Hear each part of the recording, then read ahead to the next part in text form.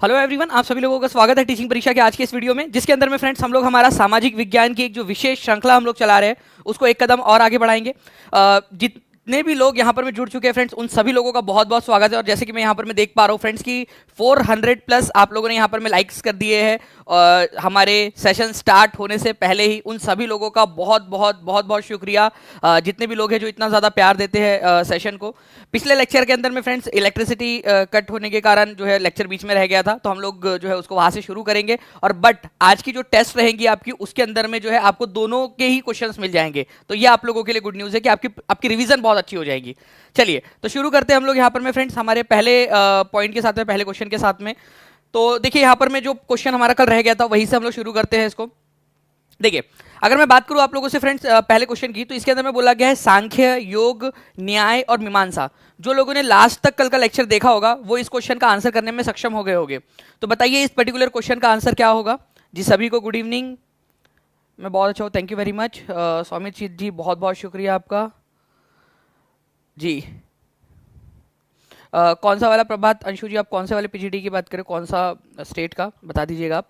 तो देखिए अगर हम लोग बात करें फ्रेंड्स सांख्य दर्शन की, तो मैंने आप लोगों को ना थोड़ा सा कल बताया था कि जैसे वैश्य शिखा है, तो आपको बताया था कि आप ऐसे याद कर लीजिए इसको कि जो शिखा है ना, ठीक है, वो शिखा एक लड़की है, ठीक है, और उसकी एक ननद है। दोनों की जोड़ी बहुत बनती है, दोनों जो है वो खरीदारी करने जाते हैं शॉपिंग के अंदर में, ठीक है, और बहुत सारी गॉसिप करते हैं। तो शिखा और कनद, कनद से आप ननद याद रख लीजिए, शिखा और ननद जो है अपने जाते हैं वो लोग शॉपिंग करने के लिए, ठीक है। अब आपको न्याय मांगने जाना है कहीं पे भी, तो आपको गौतम बुद्ध टाइप के इंसान के पास में जाना पड़ेगा न्याय मांगने के लिए कि भाई मेरे को न्याय चाहिए करके। गौतम बुद्ध ज्ञान की मूर्ति, ठीक है। वैसे ये ऋषि गौतम अलग है, गौतम बुद्ध अलग थे, ये ऋषि गौतम है, लेकिन जस्ट याद रखने के लिए न्याय मांगने के लिए गौतम बुद्ध टाइप के किसी इंसान के पास जाना पड़ेगा। और योगा, तो योगा करने से होगा पतंजलि, बाबा रामदेव वाला, ठीक है। तो योगा पतंजलि वो एक साथ जुड़ा हुआ दिखता ही अपने को, है ना। पतंजलि आजकल योगा योग गुरु बाबा रामदेव का पतंजलि बहुत ज़्यादा फेमस है। पतंजलि बिस्किट, पतंजलि अदरक, पतंजलि लहसुन, सब पता नहीं सब मिल रहा है यहाँ पर में, ठीक है। तो सांख्य, देखिए सांख्य दर्शन से संख्या याद रखना है आप लोगों ने। कपिल देव थे एक बहुत अच्छे बॉलर, ठीक है, वो बहुत सारी बॉल्स डाले, उन्होंने बहुत सारी संख्या में विकेट ली, तो कपिल देव ने बहुत सारी विकेट्स लिए, ऐसे सांख्य दर्शन याद हो जाएंगे आपको, ठीक है। उसके बाद में मम्मी और मौसी, आपकी मीमांसा, मम्मी और मौसी दोनों के दोनों आपको जैम खिलाती है। आप मम्मी घर पे रहते हो तो भी जैम जैम खाने के लिए मिलता है आपको, बस ब्रेड में जैम जो है चिपुड़ के दे देते हैं आपको आपके मम्मी। और आप अपने मौसी के घर गए, ठीक है, 2 महीने की गर्मी की छुट्टी में, ठीक है, और वहाँ जा रहे हैं और वहाँ पर में भी आपकी मौसी जो है आपको जैम खिला दे रही है। बोले यार ये दोनों ना सच में बहनें हैं करके, ठीक है, दोनों एक दूसरे की बहन ही है। मम्मी भी जैम खिला देती है, मौसी के घर जाओ मौसी भी जैम खिला दे रही है आपको। तो मीमांसा दर्शन जैमिनी जो थे, ऋषि जैमिनी, उन्होंने बनाया था। पता नहीं अब मैं जाऊँगा तो ये 6 के 6 लोग मेरे को पता नहीं छोड़ेंगे क्या, बोलेंगे हमारे नाम का बैंड बजा दिया तुमने। चलिए वेदांता दर्शन जो है फ्रेंड्स, वेदांता बहुत सिंपल है, वेदांता वेद व्यास जी, ठीक है, सिंपल सा है। अब इस क्वेश्चन का आप लोग आंसर करिए जल्दी से और खुद से बताइए इसका आंसर क्या होगा। चलिए जल्दी जल्दी से फ्रेंड्स लाइक एंड शेयर भी करते रहेंगे। हम लोग जो है 3.25 मिनट से भी बहुत कम में है, और हम लोग जो है 650 बच्चे पार कर चुके हैं हम लोग, ठीक है। आज 10 मिनट के अंदर में 1000 बच्चा पार करना है हम लोगों ने, लाइक एंड लाइव दोनों के अंदर में। आंसर याद कराने का सबसे बेस्ट तरीका है दानी सर का। चलो थैंक यू मेरी बच, नगमा जी बहुत बहुत शुक्रिया आपका। तो देखिए संख्या, कपिल देव ने बहुत सारी विकेट ली है, योगा पतंजलि, ठीक है, न्याय दर्शन गौतम बुद्ध टाइप के इंसान के पास में जाना पड़ेगा, और मम्मी मौसी तुमको क्या खिलाती थी, जैम खिलाती थी, ठीक है, तो जैम ही नहीं हो गया, ठीक है। 4 की ए की जोड़ी जो है बी के साथ लगनी है आप लोगों की, तो 1 की जोड़ी बी के साथ, ठीक है, एक ही जगह पे लगी है। योग पतंजलि 2 की जोड़ी ए के साथ लगनी है, ठीक है, तो 2 की जोड़ी यहाँ पर में जो है सी के साथ लगी हुई है, तो ये आंसर नहीं हो सकता। आपका आंसर हो गया आपका ऑप्शन नंबर ए, खत्म। इतना बढ़िया तरीके से आपको याद हो गया, अब आपको हमेशा के लिए याद हो गया कि नहीं हो गया, ठीक है। 6 के 6 याद, 6 के 6 मेरे को लिख के बता सकते हो आप लोग, ठीक है, बताइए जल्दी जल्दी से लिख के, 6 के 6 पूरे के पूरे। देखिए फ्रेंड्स नेक्स्ट है आप लोगों का, निम्नलिखित में से किस जनजाति के मुखिया को सम्राट अकबर द्वारा, ठीक है, मनसबदार बनाया गया था। मनसबदार का पद जो है फ्रेंड्स एक तरीके से आप समझ लीजिए कि मुगल काल के अंदर में एक रैंकिंग हुआ करती थी, जो जितना बड़ा मनसबदार उतना उसकी सैलरी, उतना बड़ा उसका ओहदा और उतना उसका पावर, मनसबदार। और मनसबदारी जो है फ्रेंड्स वफादारी के आधार के ऊपर में, और जो आपका सारी चीज़ थी उसके आधार के ऊपर में बढ़ती भी रहती थी। मान लीजिए आपने जो है अकबर है या फिर जहांगीर है, शाहजहाँ है, जो भी है, उन राजाओं के लिए अच्छे से काम किया, अपनी मेहनत की, ठीक है, अपनी निष्ठा दिखाई, तो आपकी मनसबदारी बढ़ती भी थी। मनसबदारी जो है फ्रेंड्स वो जात में जात नाम का एक नंबर होता था, उससे डिसाइड होती थी। मान लीजिए आप अगर 1000 जात के मनसबदार हो, ठीक है, और कोई एक व्यक्ति है जो जो है 1200 जात का मनसबदार है, ये जात वो जाति कास्ट वाला जात नहीं है, ये नंबर हुआ करता था, तो ये जो 1200 वाला मनसबदार है आपसे ज़्यादा बड़ा होगा, ऐसा इसका मतलब हो जाता था, ठीक है। तो मनसबदार बना दिया था, किसको बना दिया था? एक कबीले के चीफ को। तो कौन सा कबीला था जिसके मुखिया को मनसबदार बना दिया था? तो वो था कमाल खान गख्खर, ठीक है। कौन से इलाके में रहते थे ये गख्खर जनजाति के लोग, ये भी आपसे क्वेश्चन पूछा जा सकता है, ठीक है। बोरिंग से सब्जेक्ट को भी इंटरेस्टिंग सा टीचिंग वे में सिखा दिया है सर आपने। चलो आयुषी राजपूत जी, बहुत बहुत शुक्रिया आपका, ठीक है, कि अब आपको इंटरेस्टिंग लगने लगा है, और ये सब्जेक्ट एक्चुअल में बहुत इंटरेस्टिंग है, ठीक है। तो गख्खर जनजाति के थे कमाल खान गख्खर, क्या नाम था उनका? कमाल खान गख्खर नाम था उनका, गख्खर गख्खर, ठीक है, गख्खर। तो कमाल खान गख्खर जो थे फ्रेंड्स, ये गख्खर जनजाति के मुखिया थे, इनको अकबर ने मनसबदार बना दिया था। ये कहाँ से की थी जनजाति? पंजाब इलाके की थी, पंजाब, ओके, पंजाब के इलाके की ये जनजाति थी। इसके अलावा खोखर जनजाति जो थी ना, वो भी पंजाब के इलाके की ही थी, ठीक है। गख्खर और खोखर दोनों की दोनों पंजाब वाला जो इलाका है उधर साइड के अंदर में। मैं आपको बता दूं फ्रेंड्स कि खोखर जनजाति जो है ये दिल्ली सल्तनत के समय में ज़्यादा पावरफुल थी। दिल्ली सल्तनत के समय में, मुगल सल्तनत के मुगल काल जब चल रहा था मुगल, उस समय में गख्खर जनजाति ज़्यादा पावरफुल थी, ठीक है। तो ये दोनों भी पॉइंट आप लोग याद रख सकते हो। क्या बात है, 6 मिनट 21 22 23 सेकंड हुए हुए हैं और अभी आप लोगों ने 850 तक पहुंचा दिया है। लाइक्स के नंबर भी कंटिन्यूसली बढ़ रहे हैं, तो मुझे उम्मीद है कि आज जो है हम लोग 10 मिनट के अंदर में 1000 पार कर लेंगे। आप लोगों को इसका श्रेय जाता है पूरा का पूरा, ठीक है। निम्नलिखित में से कौन सा रूलर था जिसने एक प्लान बनाया था कि ट्रांस ऑक्सियाना के ऊपर में हमला करेगा, ठीक है। तो ट्रांस ऑक्सियाना कहां पर में है? तो आज का जो उज्बेकिस्तान का इलाका है ना, उसको आप ट्रांस ऑक्सियाना बोलते थे, आज का उज्बेकिस्तान वाला इलाका, ठीक है। मोहम्मद बिन तुगलक ने एक योजना बनाई थी कि भाई हम क्या करेंगे, हम जो है ट्रांस ऑक्सियाना पर हमला करेंगे, लेकिन वो योजना उसको जो है बाद में छोड़नी पड़ी। बहुत बड़ी आर्मी उसने इकट्ठा कर ली थी, बहुत पानी की तरह पैसा बहा दिया, ठीक है, टैक्स बढ़ा दिया, और वो पैसा जो है वो ट्रांस ऑक्सियाना पर हमला करने के लिए, हथियार जमा करने में, आर्मी बनाने में खर्च कर दिया, और बाद में बोला कि नहीं, ठीक है, हम नहीं कर रहे करके, हम हमला नहीं करेंगे। इट्स जस्ट लाइक कि आप लोगों ने बोला कि आप जो है यूपीएससी की एग्जाम दोगे, आपने बहुत सारी जो है बड़ी बड़ी जो है लाखों रुपए खर्च करके कोचिंग लगा ली, बहुत सारी किताबें ले ली, ठीक है, सब कुछ कर लिया, और बाद में आपने बोला नहीं यार मन नहीं कर रहा करके, ठीक है, इस तरीके से। तो ये एक जो है बड़ी विचित्र सी बात थी मोहम्मद बिन तुगलक की, इसी वजह से जो है इसको कई बार कई सारे लोग पागल राजा भी बोलते हैं। वैसे मैं आपको बता दूं फ्रेंड्स कि जितने भी शासक हुए दिल्ली सल्तनत में, उसमें सबसे ज़्यादा पढ़ा लिखा अगर कोई था तो वही था मोहम्मद बिन तुगलक, ठीक है। तो पढ़े लिखे लोगों को कई बार लोग पागल भी बोलते हैं, ठीक है, होता है कई बार ऐसा ऐसा भी, ठीक है। वो एक वो भी कहते हैं ना, पागल एक ऐसे भी हो जाता है कि मोहब्बत का घना बादल बना देता तो अच्छा था, उसके आँख का काजल बना देता तो अच्छा था, उसकी याद मुझे जीने नहीं देती, खुदा मुझे तू पागल बना देता तो अच्छा था। तो शायद से हो सकता है कि भाई का कुछ ऐसा हो जिस वजह से पागलपन के दौरे पड़ रहे हो उसको। आ जाइए यहाँ पर मैं फ्रेंड्स, तो चंगेज़ खान के आर्मी ने ट्रांस ऑक्सियाना पर हमला किया था, तो उसकी इच्छा थी कि ये भी जो है ट्रांस ऑक्सियाना पर या फिर उज्बेकिस्तान वाले इलाके के ऊपर में हमला करे ना। फ्रेंड देखिए यहाँ पर मैं निम्नलिखित में से किसे ऋग्वेद में युद्ध देवता समझा जाता था, ठीक है।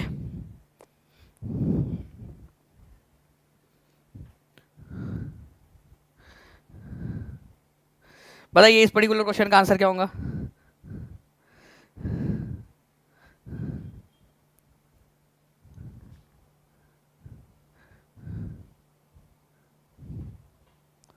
चलिए बहुत बढ़िया फ्रेंड्स, आप लोगों के जो है आंसर्स आ रहे हैं यहाँ पर में, ठीक है। युद्ध का देवता किसको समझा जाता था ये आप लोग बता देंगे। तो देखिए युद्ध के जो है हम लोगों को ऋग्वेद के अंदर में वैसे तो काफ़ी सारे देवताओं के उल्लेख मिलते हैं, लेकिन 3 देवता ऐसे हैं जिनके बहुत ही इंपॉर्टेंस के साथ में उनका उल्लेख हमको मिलता है। अग्नि, अग्नि द फायर, ठीक है, अग्नि the God of fire. Indra warrior God, योद्धा भगवान जो युद्ध करते हैं, ठीक है। सोम, सोम जो है फ्रेंड्स एक प्लांट था, ठीक है। सोम जो है वो एक प्लांट था जिसमें ये होता था कि थोड़ी सी जो पीली है, चोरी तो नहीं की है, हसीना जमा लो मुझे अब संभालो, वो वाला काम की थोड़ी सी जो पीली है, पीने के बाद में क्या होता है आपको मस्त पे मजा आता है। मेरे को तो नहीं पता, मैं तो टिटो टोलर हूँ, मैंने अभी तक नहीं पिया आज तक कभी जिंदगी में, और ना कभी अभी हाल फिलहाल में, या हाँ अभी कोई इरादा है पीने का। ठीक है, तो स्पेशल प्रकार की ड्रिंक होती थी, ठीक है, जिससे आपको नशा चढ़ जाता था। तो सोम रस की भी पूजा करते थे। और भाई आज हम लोग जो है कोई अगर कोई एक पियक्कड़ इंसान मिल जाए तो आप लोग उसको बोलेंगे कि भाई यार ये क्या हरकत कर रहा करके। ठीक है, और यहाँ देखिए यहाँ पर में सोम रस की पूजा हो रही है, सोम पेड़ देवता माना जा रहा है उसको बढ़िया तरीके से। तो सोम देवता, सोम रस, ठीक है, ये आपका। तो अग्नि, इंद्र और सोम। आपसे ये भी पूछा जा सकता है कि एक स्पेशल प्रकार का प्लांट, ठीक है, जिसकी स्पेशल ड्रिंक बनाई जाती थी, उसको पूजा भी जाता था, उसका नाम क्या है? तो सोम। ठीक है, ये याद रखना है आप लोगों ने, ये भी एक इंपॉर्टेंट है आप लोगों के लिए। तो यहाँ आप लोगों का जो युद्ध का देवता है, ठीक है, वो किसको माना गया है? इंद्र को माना गया है, ये याद रखना है आप लोगों ने। ये एनसीईआरटी में दिया हुआ है आप लोगों का, इसीलिए इंपॉर्टेंट हो जाता है आप लोगों के लिए। नेक्स्ट क्वेश्चन की तरफ में आगे बढ़ते हैं हम लोग फ्रेंड्स। हमारे आपको बताना है इस पर्टिकुलर क्वेश्चन के अंदर में, थोड़ा सा इसको बड़ा किया जा सकता है इस क्वेश्चन को, ताकि बच्चों को और अच्छे से दिखाई दे। ठीक है, देखिए फ्रेंड, दस्यु जो है फ्रेंड्स आप लोगों के वो लोग हुआ करते थे जो सेक्रीफाइस परफॉर्म करते थे, वो लोग थे जो बलिदान नहीं, अच्छा नहीं करते थे, ये बोला आप लोगों का, बलिदान नहीं किया जिन्होंने।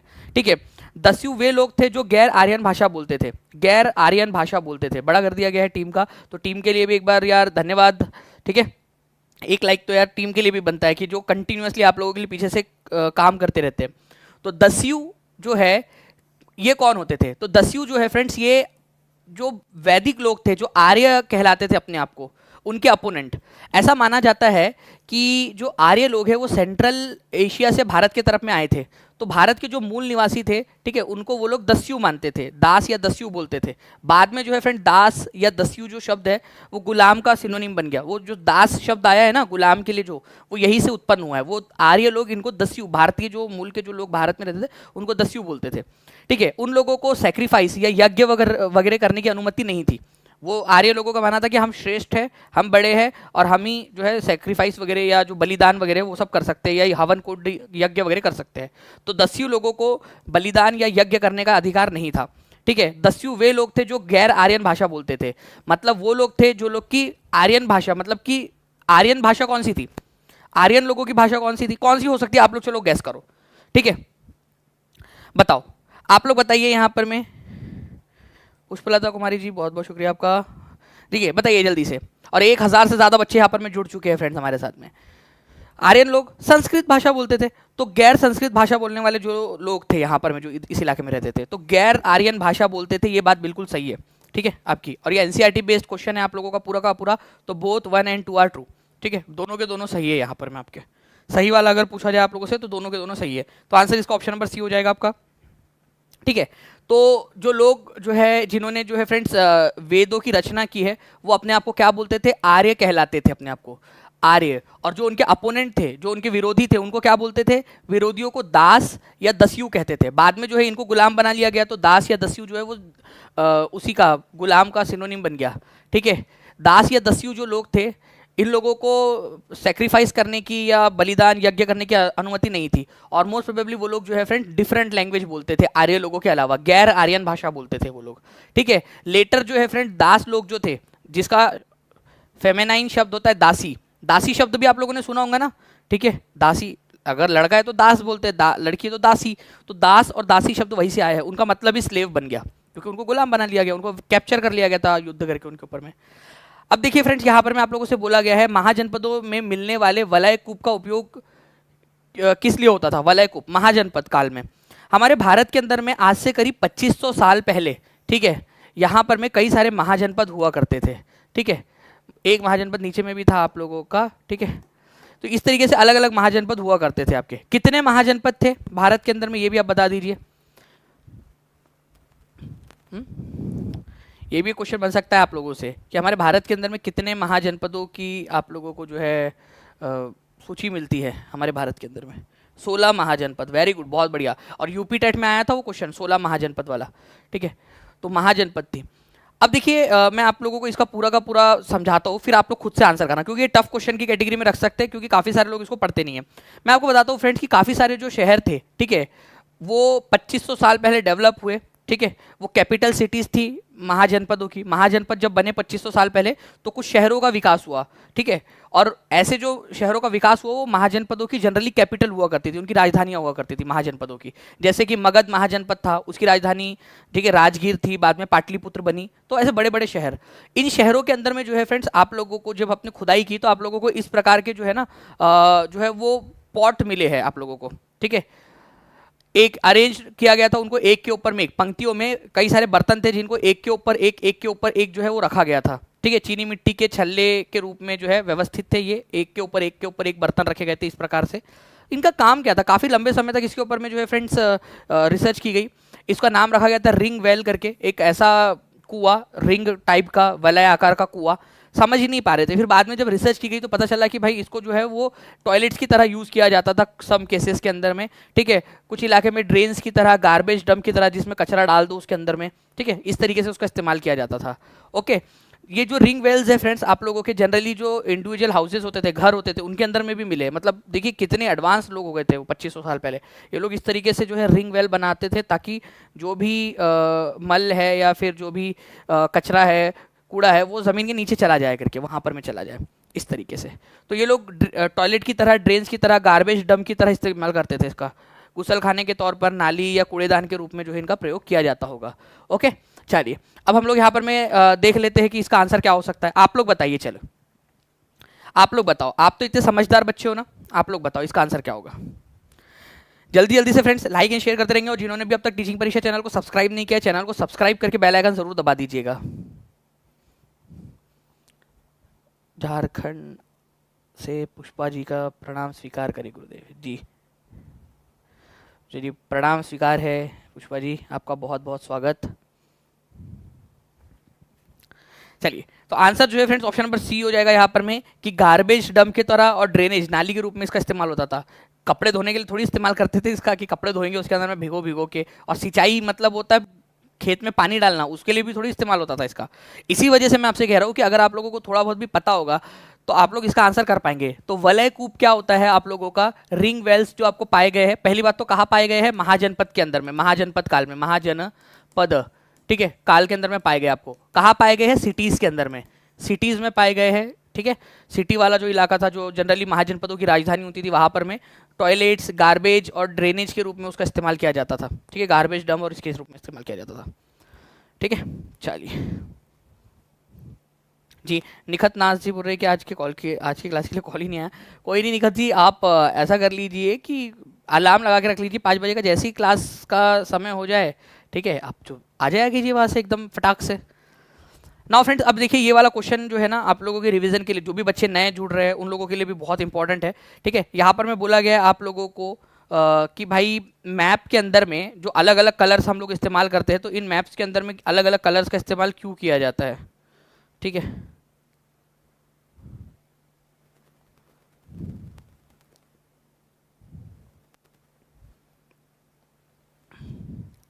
ठीक है, तो देखिए अगर मैं बात करूं फ्रेंड्स माउंटेन का, ठीक है, तो माउंटेन के लिए आप कौन से कलर का इस्तेमाल करते हो अगर आप लोगों को मैप पर दिखाना है तो जो माउंटेन्स होते हैं आप लोगों के, जनरली जो पर्वत होते हैं, पर्वत जो होते हैं आप लोगों के, उनको भूरे रंग से दिखाया जाता है, ठीक है, भूरे रंग से। तो एक ही जोड़ी 2 के साथ लगनी चाहिए आप लोगों की, ठीक है। क्वेश्चन क्या पूछा है वो भी समझने वाली बात है, क्योंकि इस तरीके के क्वेश्चन आ सकते हैं आप लोगों के। और जो पठार होते हैं आप लोगों के, उनको येलो कलर से दिखाया जाता है। पठार का मतलब क्या होता है, एक ऐसी ऊंची उठी हुई भूमि, ठीक है। थोड़ी कुछ भूमि होती है ना जो थोड़ी ऊपर उठी हुई होती है और फ्लैट होती है, तो और यहाँ पर में लोग रहते हैं, पठार वाली थोड़ी ऊंचाई पर उठी हुई भूमि, पठार, ठीक है। प्लेन्स जो होते हैं, जो मैदानी इलाके होते हैं, वो ग्रीन कलर से, हरे रंग से दिखाए जाते हैं। अब आपसे पूछा क्या है, आपसे पूछा है कि कौन सा वाला करेक्ट जोड़ी लगी हुई है अपने आप से, ठीक है। तो पहले वाले की जोड़ी जो है गलत लगी है, दूसरी की भी जोड़ी गलत लगी है, तीसरी वाली को जोड़ी सही लगी है, तीसरी वाली। तो आंसर क्या होगा यहाँ पर में। इस तरह के क्वेश्चन अगर आते हैं तो आपने कैसे करना है इसको ध्यान से देखिए आप लोग, ठीक है। तो इस तरह के जब क्वेश्चन आते हैं तो उस तरह के क्वेश्चन के अंदर में आप लोगों ने क्या करना होता है फ्रेंड्स, ठीक है, आपने आंसर जो है वो देखना होता है कि कौन सा वाला सही जोड़ी अपने आप लगी, ओनली 3, केवल तीसरी वाली जोड़ी सही लगी है। अब आप लोग यहाँ पर भी देखिए कि कौन किसको किस रंग से दर्शाया जाता है। अगर आपको ब्लू कलर से दर्शाना है तो आप किस चीज को दर्शाओगे, वाटर बॉडीज को, पानी जो होता है ना उसको ब्लू कलर से दर्शाया जाता है मैप के ऊपर में। अगर आपको माउंटेन्स दिखाने हैं, पर्वत, तो आपको ब्राउन कलर से दिखाना है, ठीक है। ये कुछ एग्जाम्पल्स है आप लोगों के कि कलर जो है कैसे हम लोग इस्तेमाल करते हैं सिंबल्स और कलर्स का। प्लेट्यू जो पठार होते हैं, थोड़ी ऊंची उठी हुई भूमि, उनको येलो कलर से दिखाया जाता है।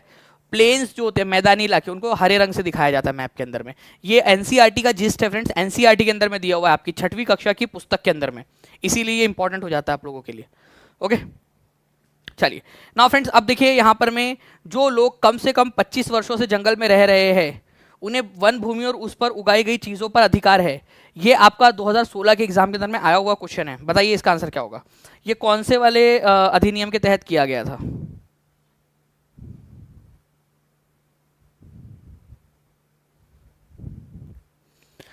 चलिए तो देखिए फ्रेंड्स, यहाँ पर में अगर हम लोग बात करेंगे तो वन अधिनियम 2007 जो है आप लोगों का, the right to forest act 2007, इसके तहत ये बोला गया, कितने वर्ष बोला गया ये भी याद रखना है आप लोगों ने, ठीक है। तो यहाँ पर में बोला गया आप लोगों का कि कम से कम 25 साल जो है वो उस भूमि के ऊपर में आप रह रहे हो, कम से कम 25 साल तक। अगर आप 25 साल तक जंगल में रह रहे हो, ठीक है, तो वो जंगल की वो जमीन जो है वो आपकी है। ओके तो अगर मान लो सीटेट उटेट देने का प्लान नहीं है और आपको लग रहा है कि यार भाई बहुत बड़ी जमीन पे कब्जा मारना है, ठीक है, तो जाओ जंगल में रहो कम से कम 25 साल तक। 25 साल तक रहने वाले जो व्यक्ति है, ठीक है, उनको जो उस इलाके के ऊपर में अधिकार मिल जाता है, वहाँ की जो उगती है, अब जमीन का मालिक नहीं बन जाओगे आप लोग, उस जमीन पे जो भी उगेगा उस पर अधिकार आपको मिल जाएगा, ठीक है। तो वन भूमि पर और उस पर उगी हुई चीज़ों पर अधिकार हो जाएगा, लेकिन आप उसके वो ऐसा नहीं होगा कि आप रजिस्ट्री करवा लोगे अपने नाम पे उसकी, ठीक है। तो कम से कम 25 साल से रह रहे हो आप वहाँ पर में, ऐसा होना चाहिए। अब ये क्वेश्चन देखिए मल्टी स्टेटमेंट क्वेश्चन है। ओके 1250 के करीब करीब हम लोग पहुँच गए फ्रेंड्स, और लाइक्स का नंबर भी आप लोग बढ़ा रहे हो तो जल्दी जल्दी से करते जाइए आप लोग। पीयूजी बोल रहे हैं 1500 प्लस करना है, चलिए सभी लोग मिलकर करेंगे तो हो जाएगा। देखिए अगर हम लोग बात करें फ्रेंड्स यहाँ पर में वर्धन वंश की, एनसीईआरटी में दिया हुआ है आप लोगों का वर्धन वंश के बारे में।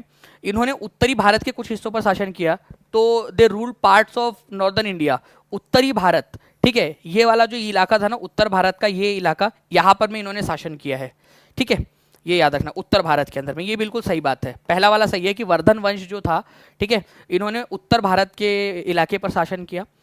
इसकी स्थापना हर्षवर्धन ने की थी, ये गलत है। हर्षवर्धन जो है इसकी संस्थापक नहीं थे, ये आखिरी शासक थे इसके, लास्ट, ठीक है, आखिरी शासक थे, लास्ट शासक थे ये। तो दूसरा वाला आपका गलत है, हर्षवर्धन जो है वर्धन वंश के संस्थापक नहीं थे।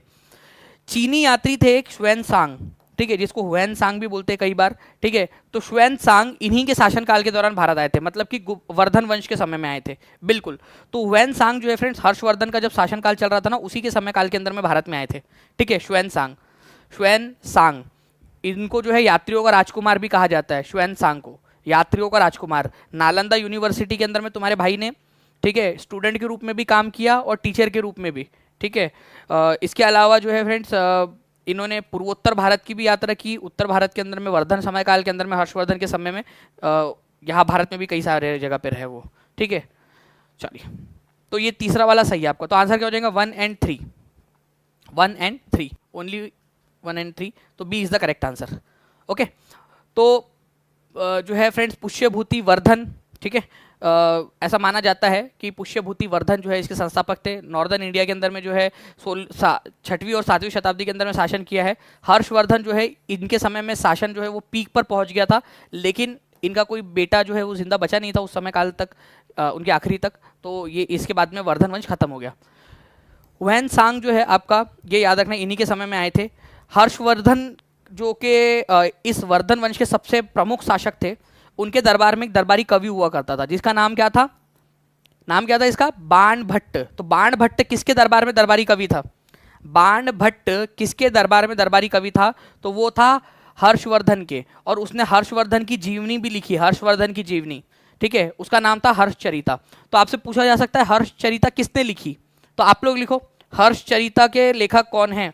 तो हर्षचरिता जो है हर्षवर्धन की जीवनी है, बाण भट्ट ने लिखी थी संस्कृत भाषा के अंदर में, ठीक है, गुड। नाउ फ्रेंड्स सब लोग देखिए यहाँ पर में एक प्रीवियस ईयर क्वेश्चन आपका एग्जाम में पूछा गया प्रश्न है। इसके अंदर में आप लोगों से कहा जा रहा है कि बताइए भारतीय संविधान के किस मौलिक अधिकार में कहा गया है कि मानव व्यापार, जबरन श्रम और 14 वर्ष से कम उम्र के बच्चों को मजदूरी पर रखना अपराध है, ठीक है। तो ये देखिए अगर मैं बात करूं, आप लोगों से कहा गया है मानव व्यापार, तो मानव व्यापार जो है वो अपराध है, ये आर्टिकल नंबर 23 के अंदर में बोला गया आप लोगों का। और मानव व्यापार और जबरन श्रम, ये आर्टिकल नंबर 23 में, और 14 वर्ष से कम उम्र के बच्चों को मजदूरी पर रखना, ये कहा गया है आपका आर्टिकल नंबर 24 के अंदर में। ठीक है, अगर हम इन दोनों को मिला दे तो ये 23 और 24 मिलकर बनता है आपका राइट अगेंस्ट एक्सप्लॉयटेशन। ठीक है, शोषण के खिलाफ अधिकार। तो आर्टिकल नंबर कौन कौन से आर्टिकल्स राइट अगेंस्ट एक्सप्लॉयटेशन के अंदर में आते हैं, शोषण के खिलाफ अधिकार में? 2 आर्टिकल्स आते हैं, आर्टिकल नंबर 23 और 24। तो इस प्रकार से मानव व्यापार और जबरन श्रम के खिलाफ अधिकार। ठीक है, 23 में मानव व्यापार का मतलब क्या होता है? मानवों का व्यापार की खरीद फरोख्त, इंसानों की खरीद फरोख्त करना, इंसानों को बेचना खरीदना। ठीक है, और 14 साल से कम उम्र के बच्चों को नौकरी पर रखने से मना किया गया है हानिकारक जगहों के ऊपर में।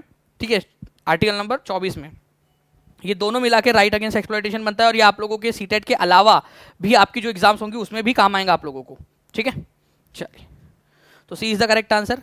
नाउ फ्रेंड देखिए, नेक्स्ट क्वेश्चन है आप लोगों का, जो है आप लोगों से कहा गया है कि जो मुगल है did not believe in the rule of primogeniture. Mughal ज्येष्ठ अधिकार के नियम में विश्वास नहीं करते थे।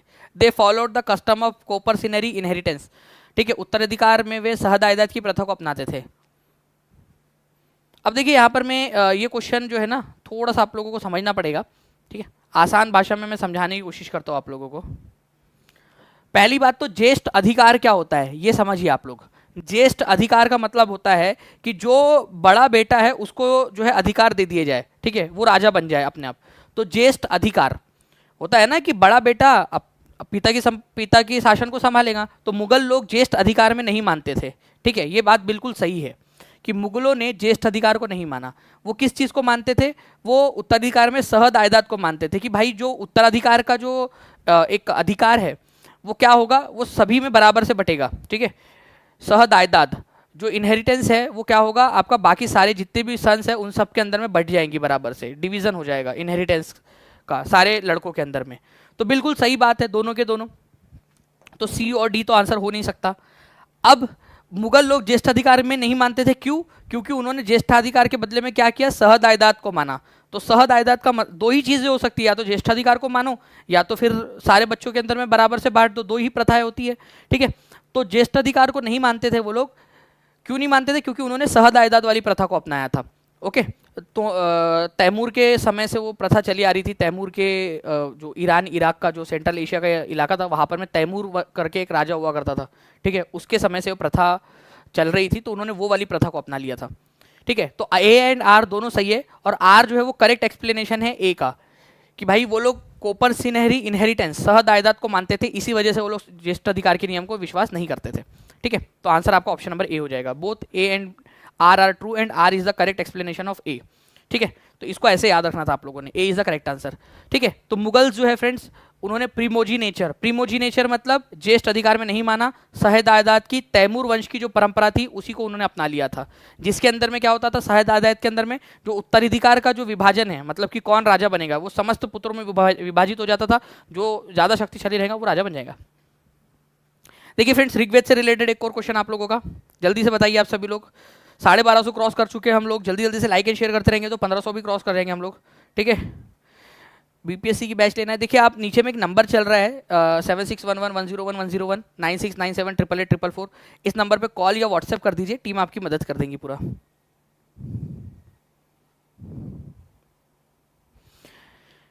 यह सबसे प्राचीन वेद है। ऋग्वेद जो है सबसे पुराना वाला वेद है, सही बात है। चारों वेदों में सबसे पुराना वेद जो है वो ऋग्वेद ही है। ऋग्वेद में योद्धा के देवता में केवल इंद्र का उल्लेख किया गया है। ठीक है, only Indra the God of warrior is mentioned in Veda. Basically ये बोलना चाह रहा है कि ओनली इंद्र जो कि वॉरियर योद्धा थे उन्हीं का उल्लेख ऋग्वेद में मिलता है। ऐसा नहीं है, ऋग्वेद के अंदर में काफी सारे देवी देवताओं का उल्लेख आप लोगों को मिलता है, जिसमें से 3 प्रमुख थे। ठीक है, अग्नि, इंद्र और सोम। तो केवल इंद्र का उल्लेख मिलता है ये बोलना गलत है। ठीक है, कि केवल जो है वो इंद्र का उल्लेख मिलता है, ये वाली बात गलत है आप लोगों की ऋग्वेद के अंदर में। ठीक है, few of the Vedas hymns are composed by women. ठीक है, वैदिक भजनों की कुछ रचना कुछ महिलाओं द्वारा की गई थी। ठीक है, मतलब few of the Vedic hymns are composed by women, महिलाओं के द्वारा भी कुछ भजनों की रचना की गई है। ये बिल्कुल सही है आप लोगों का, कि कुछ भजन ऐसे भी है जो महिलाओं ने लिखे हैं। ठीक है, तो ए 1 और 3 is the correct answer. Answer आप लोगों को हो जाएगा ऑप्शन नंबर सी। देखिए कैसे 4 वेद है, ऋग्वेद, सामवेद, यजुर्वेद और अथर्ववेद। ठीक है, सबसे पुराना वेद है ऋग्वेद। आपका ऋग्वेद सबसे पुराना है, जिसकी रचना ठीक है, कितने साल पहले हुई थी? लगभग 3,500 साल पहले इसकी रचना हुई थी, कंपोज किया गया था। लिखना और रचना करने में फर्क होता है। रचना करना मतलब होता है आप लोगों का केवल बनाना, ठीक है, बाद में उसको लिखा गया। जब उसकी रचना की गई थी तो केवल उसको याद रखा जाता था, याद रख के अगली पीढ़ी को याद करवाया जाता था, फिर अगली पीढ़ी याद रखती थी, फिर बहुत बाद में उसको लिखा गया, पहले इसकी रचना हुई थी। ऋग्वेद में 1,000 से अधिक रचनाएं ऋचाएं शामिल है, ठीक है, 1,000 से भी ज़्यादा उसके अंदर में हिम्स है। 1,000 से ज़्यादा हिम्स का बेसिकली मतलब हो जाता है आप लोगों का कि भाई 1,028 है उसके अंदर में हिम्स, सिंपल सी बात है, ठीक है, तो भी स्पेसिफिक। 3 देवताओं का विशेष उसमें महत्व है, अग्नि, इंद्र और सोम। ओके, कई सारे ज़्यादातर भजन जो है वो पुरुषों ने लिखे, लेकिन कुछ भजन ऐसे भी है जो महिलाओं ने भी लिखे, तो a few were compose by women as well, ठीक है, तो महिलाओं ने भी कुछ भजनों की रचना की है, ये याद रखना है आप सभी लोगों ने। ओके, तो इंपॉर्टेंट था आप लोगों का क्वेश्चन। नेक्स्ट क्वेश्चन की तरफ मैं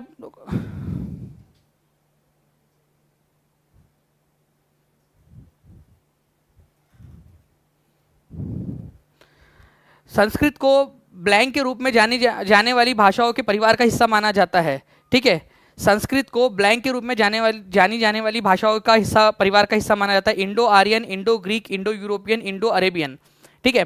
तो संस्कृत, देखिए फ्रेंड्स, भाषाओं का भी जो होता है ना वो एक परिवार होता है। परिवार इन द सेंस की भाषाएं जो है वो आपस में, कुछ भाषाएं जो है वो मिली जुली होती है, कुछ मतलब उनके शब्द आपस में मिलते जुलते हैं, तो मिलते जुलते शब्दों वाली भाषाओं को एक परिवार की कैटेगरी में रखा गया है।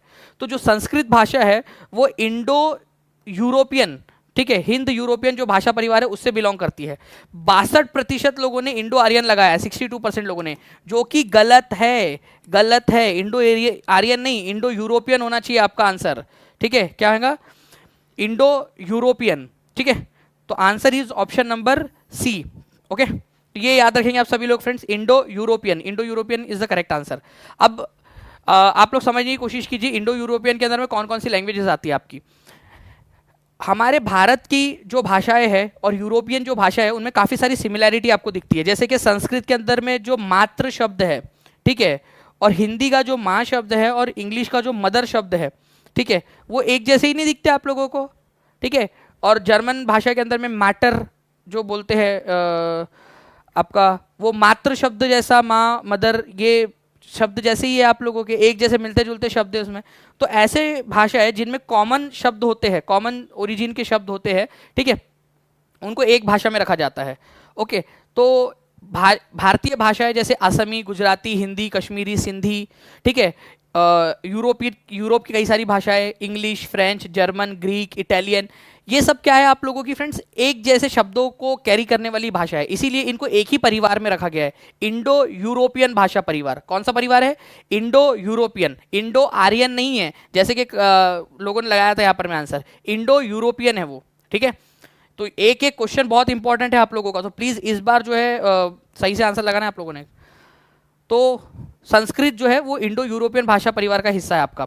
और भी भाषा परिवार होते हैं, जैसे नॉर्थ ईस्ट में जो भाषा परिवार है, ठीक है, उसको क्या कहा जाता है? ये क्वेश्चन भी आएगा, ये एनसीईआरटी में दिया हुआ है आप लोगों का, ठीक है, जल्दी बताइए। तो तिब्बतो बर्मन फैमिली जो है, तिब्बत बर्मा परिवार जो है आप लोगों का, ये कहा जाता है तिब्बतो बर्मन परिवार, ठीक है। दक्षिण भारत की जो भाषाएं हैं उनको क्या कहते हैं? जैसे तमिल हो जाए, तेलुगु, कन्नड़, मलयालम, ये सब द्रविड़ भाषा कहलाती है, द्रविड़ भाषा परिवार, द्रविड़ भाषा। तो दक्षिण भारत में बोली जाने वाली ये 4 मुख्य भाषाएं, तमिलनाडु में तमिल, तेलंगाना और आंध्र प्रदेश के अंदर तेलुगु, ठीक है, कर्नाटका में कन्नड़, केरल में मलयालम, तो ये जो भाषा है आप लोगों की द्रविड़ परिवार बोला जाता है इनको, ठीक है। कुछ भाषाएं ऐसी भी है जैसे झारखंड और मध्य भारत के अंदर में कुछ हिस्सों में बोली जाने वाली भाषा है वो ऑस्ट्रो एशियाई परिवार से संबंधित है, ठीक है। तो प्लीज़ इनको याद रखना है आप लोगों ने कि क्या होता है। जैसे सबसे इंपॉर्टेंट ये वाला आप लोगों का तमिल, तेलुगु, कन्नड़ और मलयालम, द्रविडियन परिवार, ये आपसे पूछा जा सकता है आगे में जाकर। निम्न में से किस भारतीय साहित्यिक धरोहर का अर्थ है गुरु के पास जाकर बैठना?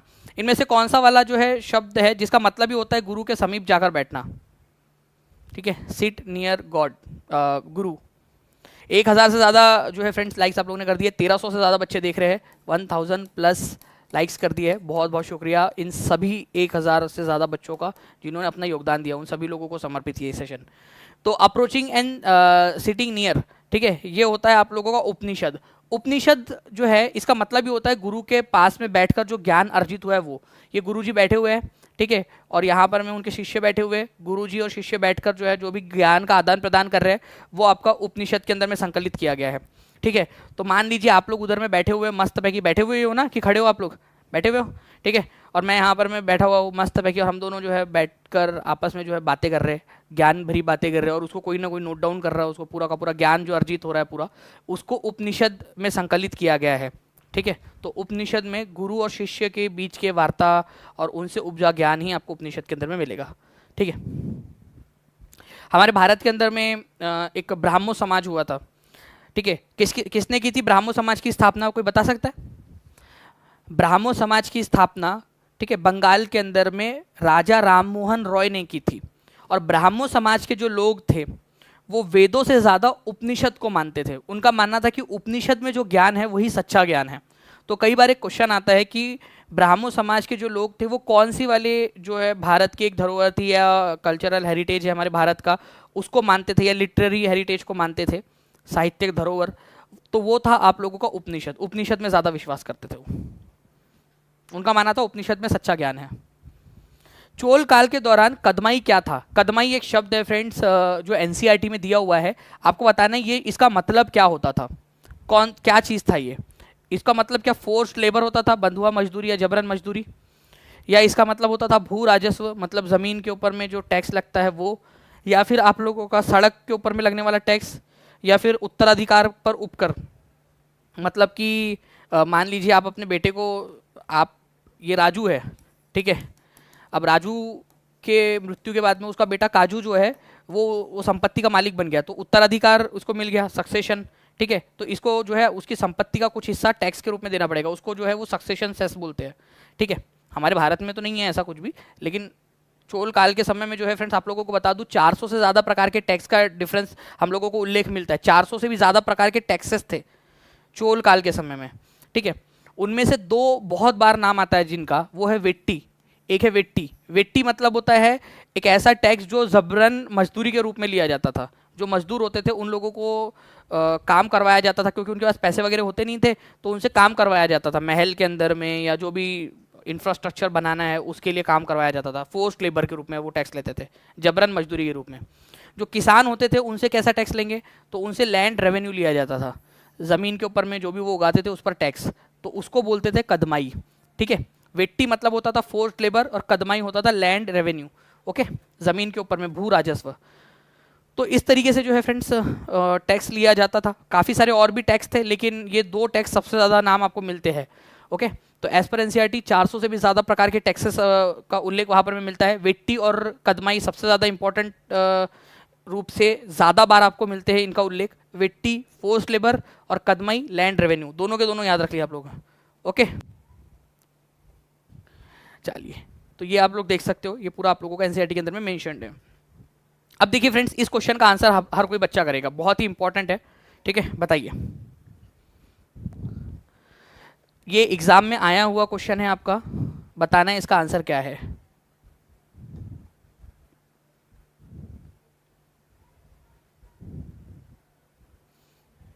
देखिए, अगर मैं बात करूं फ्रेंड्स इस पर्टिकुलर क्वेश्चन की, तो देखिए अभी हमने देखा कि ब्राह्मो समाज जो है इसके संस्थापक कौन थे। अगर ये अभी थोड़ा सा आपने ध्यान से लेक्चर देखा होगा ना, तो राजा राममोहन रॉय, ठीक है, राजा राममोहन रॉय। तो डी की जोड़ी 2 के साथ लगनी है, यहाँ नहीं लगी है, यहाँ नहीं लगी है, ठीक है। तो ये 2 में से आंसर हो सकता है आपका। तो ए और बी जो है एलिमिनेट हो गया, ऑप्शन एलिमिनेशन की निंजा टेक्निक।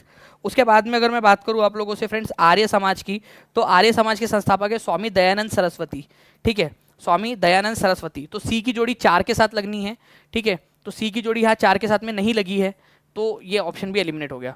तो आंसर आपका डी के अलावा कुछ हो ही नहीं सकता। बट फिर भी आगे हम देखते हैं, ठीक है। तो यहाँ पर में है सत्यशोधक समाज, ठीक है। महाराष्ट्र में सत्यशोधक समाज की स्थापना की थी ज्योतिबा फुले, जिनको ज्योतिराव फुले भी कहा जाता है, ओके। तो ज्योतिबा फुले या ज्योतिराव फुले सत्यशोधक समाज के संस्थापक, गुलामगिरी नामक पुस्तक के लेखक, ठीक है। सत्यशोधक समाज की स्थापना ज्योतिराव फुले ने की थी। तो बी की जोड़ी 1 के साथ लगनी है, देखिए लगा हुआ है, बिल्कुल सही है, ठीक है, तो आंसर हमारा कंफर्म हो गया। मटुआ पंथ, बंगाल के इलाके के अंदर में मटुआ पंथ के संस्थापक कौन थे, ये क्वेश्चन बनता है आप लोगों से। तो बंगाल के अंदर में मटुआ पंथ जो है चलता था, हरिदास ठाकुर जो थे इन्होंने स्थापना की थी, ठीक है, मटुआ पंथ की। अभी जब इलेक्शंस हो रहे थे, बंगाल के अंदर में भी इलेक्शन चल रहे थे, काफ़ी ज़्यादा न्यूज़ में था, आपको पता है जो है संप्रदाय जातिगत जो तालमेल है वो काफ़ी सारा चर्चा होती है उसके ऊपर में कि किसने किसको वोट दिया वगैरह वगैरह। तो मटुआ पंथ जो था इसका भी काफ़ी नाम आता था बंगाल इलेक्शन के समय में और अभी लोकसभा इलेक्शन के समय में भी आपके। तो मटुआ पंथ, ठीक है, बंगाल के अंदर में स्पेशली ईस्टर्न बंगाल में इसका उदय हुआ था, लेकिन जब बंटवारा वगैरह हुआ तो उसके जो अनुयायी थे मटुआ पंथ वाले जो मानने वाले लोग थे वो बंगाल के इलाके के अंदर में मेनली आकर बस गए थे, ठीक है। तो हरिदास ठाकुर ने इस पंथ की स्थापना की थी बंगाल के इलाके में। तो आंसर इसका ऑप्शन नंबर डी हो जाएगा फ्रेंड्स, ठीक है। तो ये देखिए मटुआ पंथ, ओके। चांडाल काश्तकार जो थे, चांडाल जाति के जो काश्तकार मतलब होता है किसान, तो चांडाल जाति के जो किसान थे उनके बीच इन्होंने काम किया और जाति व्यवस्था के खिलाफ इन्होंने काम किया था, ठीक है। सत्यशोधक समाज की स्थापना जो है वो ज्योतिराव फुले ने की, गुलामगिरी नामक पुस्तक भी लिखी थी। आर्य समाज के संस्थापक स्वामी दयानंद सरस्वती थे, इन्होंने जो है वो विधवा पुनर्विवाह का समर्थन किया।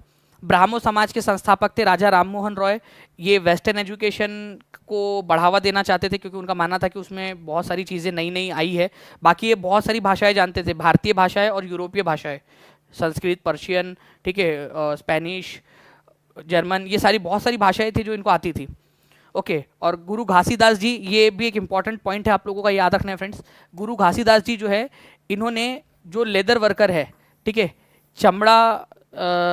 चमड़े से जो चीज़ें बनती है ना, बैग बनता है, जूते बनते हैं, तो चमड़े के जो कारीगर हुआ करते थे, कारीगर, ठीक है, उनके बीच में जाकर इन्होंने काम किया क्योंकि उनको बहुत नीचे दर्जे का माना जाता था। तो सतनामी आंदोलन इन्होंने चलाया था सेंट्रल इंडिया में, ठीक है। चलिए नेक्स्ट क्वेश्चन है आप लोगों का, चोल शासन में निम्नलिखित में से किस प्रकार के कर लगाए जाते थे, ठीक है, बताइए कौन से प्रकार के टैक्स लगते थे।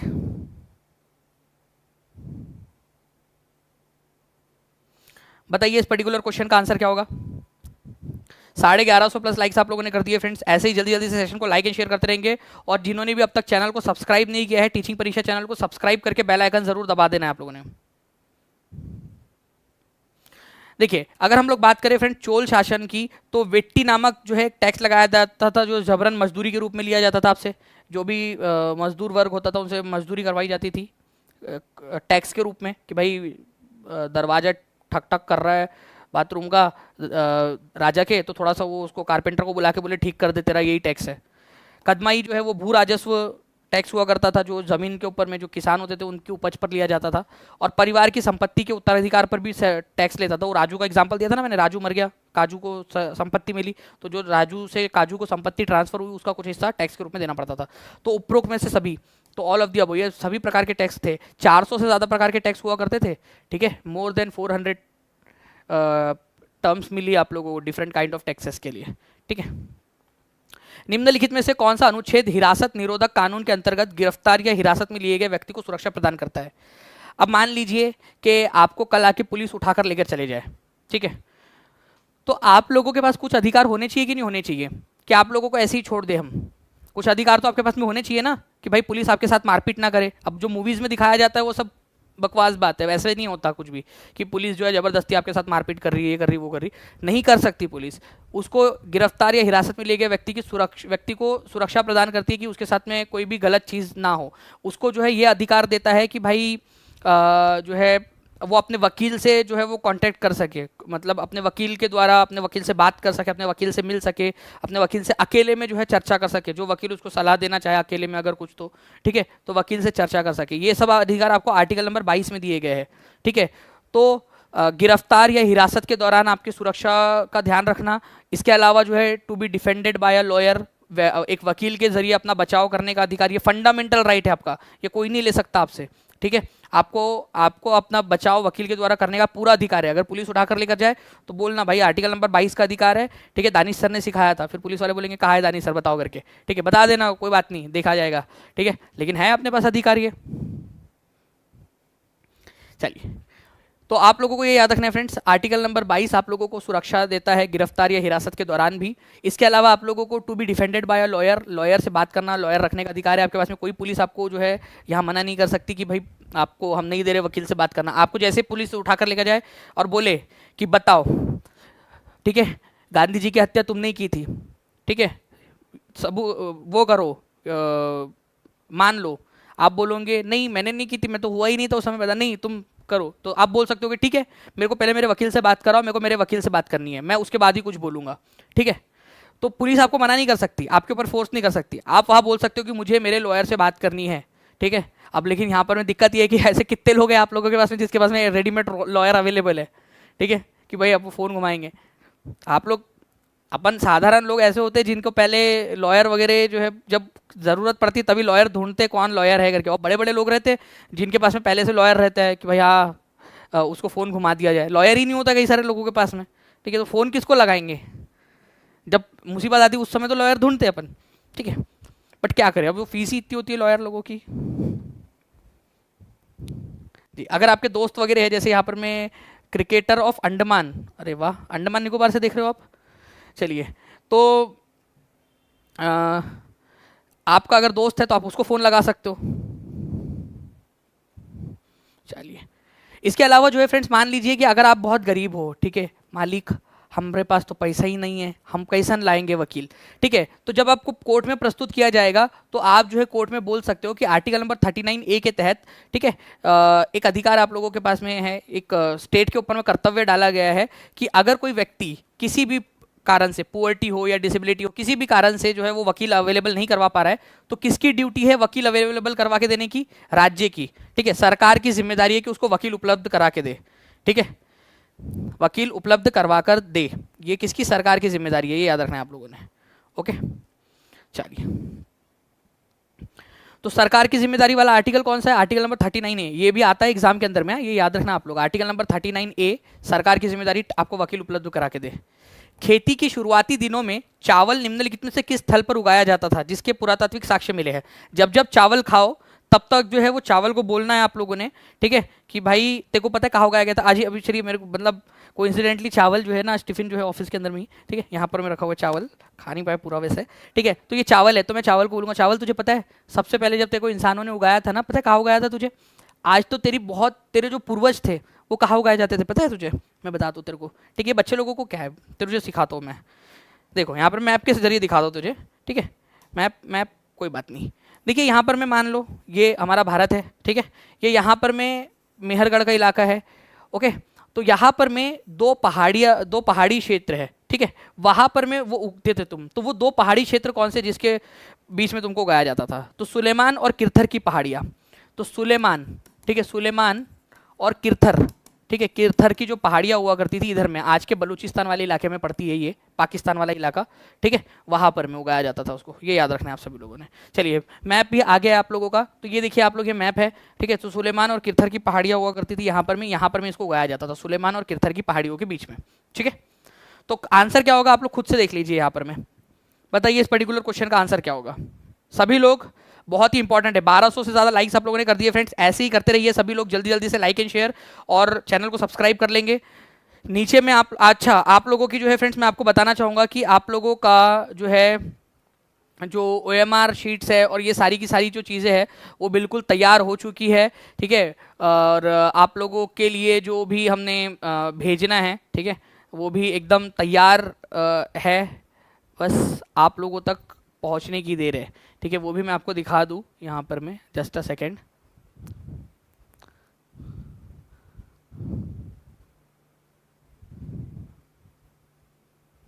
ठीक है, मैं आपको दिखा देता हूँ, टेस्ट भी मिलेगी अभी आप लोगों को, आप थोड़ा सा समय दीजिए।